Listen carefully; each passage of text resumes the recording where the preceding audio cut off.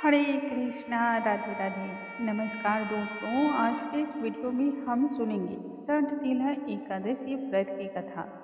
व्रत करने वाले सभी भक्तों को यह कथा अवश्य ही श्रवण करनी चाहिए तथा जो भक्त किसी भी कारणवश व्रत न कर पाते हों उन्हें भी इस कथा का अवश्य श्रवण करना चाहिए, क्योंकि ऐसा करने से भगवत का स्वयं ही हमारे हृदय में वास होता है। हृदय निर्मल और पवित्र हो जाता है। जिस स्थान पर भगवान श्री हरि का स्वयं ही वास हो जाए वहाँ नकारात्मकता तथा पाप राशियां भला किस प्रकार से रह सकती हैं। इसलिए भगवान का ध्यान करते हुए इस कथा का हम आज आरंभ करते हैं।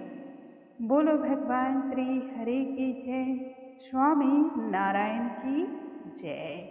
एक समय की बात है, युधिष्ठिर ने भगवान श्री कृष्ण से कहा कि हे जगन्नाथ, हे मुरारी, हे जगतपते, माघ मास के कृष्ण पक्ष में कौन सी एकादशी का व्रत होता है? उस एकादशी के लिए हमें किन नियमों का पालन करना चाहिए तथा कौन से फल की प्राप्ति होती है, वह सभी कुछ आपके श्रीमुख से सुनना चाहता हूँ। मन अति ही जिज्ञासु हो रहा है। तब भगवान स्वयं ही कहने लगे, हे राजन सुनो, माघ मास के कृष्ण पक्ष की जो एकादशी है वह षठतिला एकादशी के नाम से विख्यात है, जो कि संपूर्ण पापों का तथा भय का नाश करने वाली है।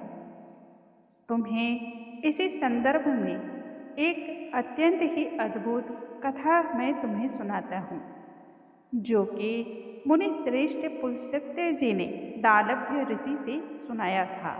पौराणिक काल की बात है।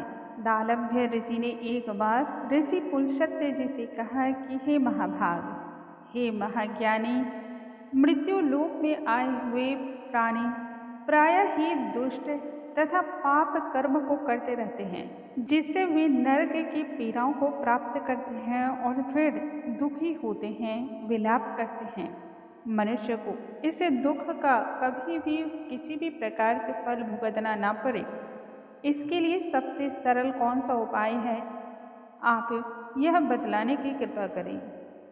तब पुलस्त्य ऋषि कहने लगे, हे महाभाग, जन कल्याण हेतु आज बड़े ही उत्तम प्रश्न को तुमने पूछा है। मैं तुम्हें इसी संदर्भ में एक विशेष महात्म्य को तुमसे बतलाता हूँ। माघ मास आने पर प्रत्येक मनुष्य को चाहिए कि वह स्नान इत्यादि से निवृत्त होकर के पवित्र हो जाएं, अपनी इंद्रियों को संयम रखें, काम, क्रोध, अहंकार, लोभ, मोह, चुगली इत्यादि जैसी सभी बुराइयों का त्याग कर दें। भगवान का स्मरण करते हुए जल के द्वारा पैर को धोकर भूमि पर पड़े हुए गोबरों का संग्रह करें। उसमें तिल और कपास छोड़ करके 108 पिंडिकाओं का निर्माण करें, अर्थात उनके कंडों का निर्माण करना चाहिए। फिर माघ में जब आद्रा या मूल नक्षत्र आए तब कृष्ण पक्ष की एकादशी को करने के लिए नियमों का विधि पूर्वक पालन करें, उसका संकल्प लें। भली भांति स्नान इत्यादि से निवृत्त होकर के शुद्ध भाव से एकाग्र मन से भगवान श्री हरि की आराधना करें। भूल चूक हो जाने पर भगवान श्री कृष्ण के नामों का जाप करना चाहिए। रात्रि को जागरण एवं कीर्तन तथा हवन के कार्य को करें। चंदन, कपूर, नैवेद्य इत्यादि सामग्रियों से शंख, चक्र, गदाधारी भगवान श्री हरि की पूजा अर्चना करें। दूसरे दिन पुनः स्नान इत्यादि से निवृत्त होकर के भगवान श्री हरि को धूप, दीप, नैवेद्य इत्यादि अर्पण करना चाहिए। इस दिन खिचड़ी का भोग लगाएं। इस खिचड़ी में तिल अवश्य ही डालना चाहिए। फिर नारियल, सीताफल या सुपारी का अर्घ्य देकर के भगवान श्री हरि से प्रार्थना करनी चाहिए। हे भगवान, आप तो दीनों को शरण देने वाले हैं। इस संसार सागर में, भाव सागर में फंसे हुए का उद्धार करने वाले आप ही हैं। हे पुंडरीकाक्ष, हे विश्व भावन, हे सुब्रह्मण्य, हे पूर्वज, हे जगतपते, हे लक्ष्मीपति, आप इस तुच्छ अर्घ्य को कृपया कर ग्रहण करें। इसके पश्चात एक घड़ा ब्राह्मण को जल से भरा हुआ दान देना चाहिए। फिर ब्राह्मण को गौ तिल का पात्र भी दान में देना चाहिए। तिल स्नान और भोजन दोनों ही श्रेष्ठ हैं। जो मनुष्य जितने अधिक तिलों का दान करता है वह उतने ही 1000 वर्षों तक स्वर्ग में वास करता है। तिल के 6 प्रयोग होने के कारण ही इसे 60 तिला कहा जाता है। तिल का स्नान, तिल का औटन, तिल का हवन, तिल के द्वारा तर्पण, तिल का भोजन एवं तिल के दान, इन 6 प्रक्रियाओं को ही 60 तिला कहा जाता है। इस व्रत को करने से सभी पाप नष्ट हो जाते हैं। इतना बतलाने के बाद पुलस्त्य ऋषि आगे कहने लगे, मैं इसी संदर्भ में तुमसे एक बहुत ही उत्तम और मंगलमयी कथा का वर्णन करता हूँ। एक समय की बात है, नारद मुनि घूमते घामते हुए भगवान श्री हरि के समक्ष जा पहुँचे और कहने लगे, हे पालनहार, हे जगत के पिता, आप तो सर्वज्ञानी हैं। मैं आपके पास अपनी मन के संचय को लेकर आया हूँ, कृपया कर उसका समाधान करें।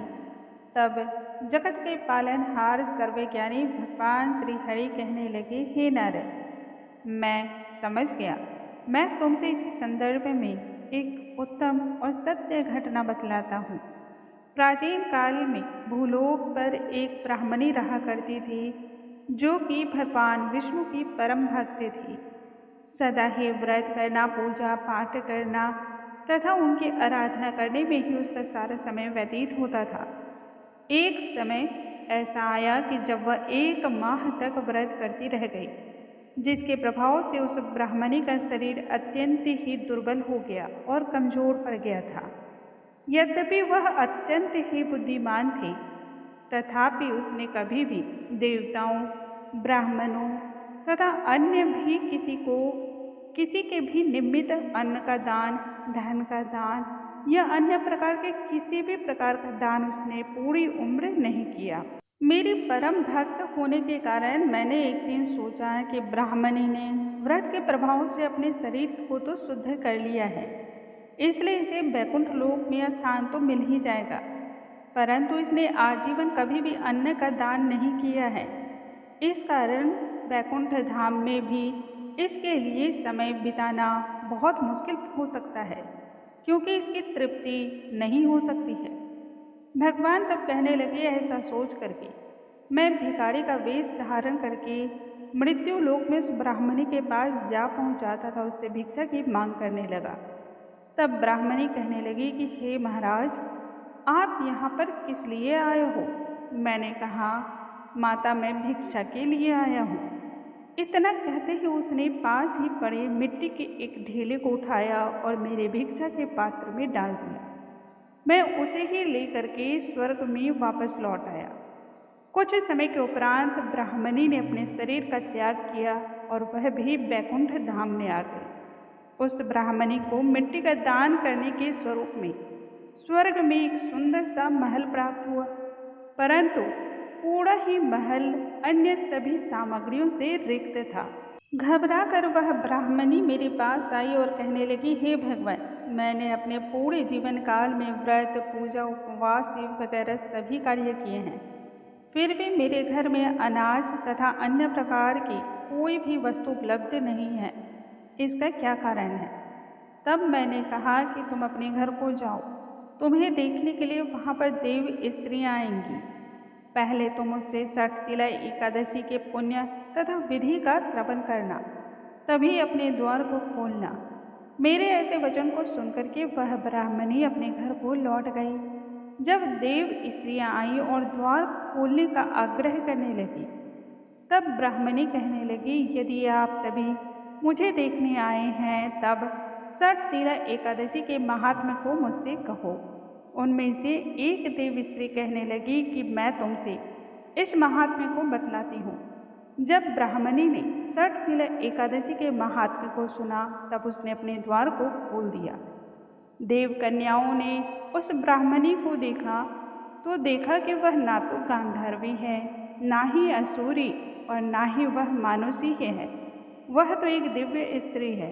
उस ब्राह्मणी के कथा अनुसार षटतिला एकादशी का उसने फिर व्रत किया, जिसके प्रभाव से वह अत्यंत ही सुंदर, रूपवती, गुणवती तथा समस्त प्रकार के भोगों को, सुख को भोगने वाली एक ऐसी अप्सरा युक्त स्त्री बन गई, जिसको देखते ही सभी के मन में श्रद्धा एवं पूजनीय का भाव उत्पन्न हो गया। इसलिए प्रत्येक मनुष्य को अपनी अज्ञानता का त्याग करके, मूर्खता का त्याग करके षटतिला एकादशी का व्रत करना चाहिए तथा किसी भी लोभ में ना पड़ के तिल इत्यादि जैसी चीज़ों का दान अवश्य ही करना चाहिए, जिससे दुर्भाग्य का नाश होता है, दरिद्रता नष्ट होती है एवं लक्ष्मी की प्राप्ति होती है। यह अनेक प्रकार के कष्टों को दूर करके मोक्ष को प्राप्त कराने वाली कथा है। बोलो भगवान श्री हरे की जय, स्वामी नारायण की जय।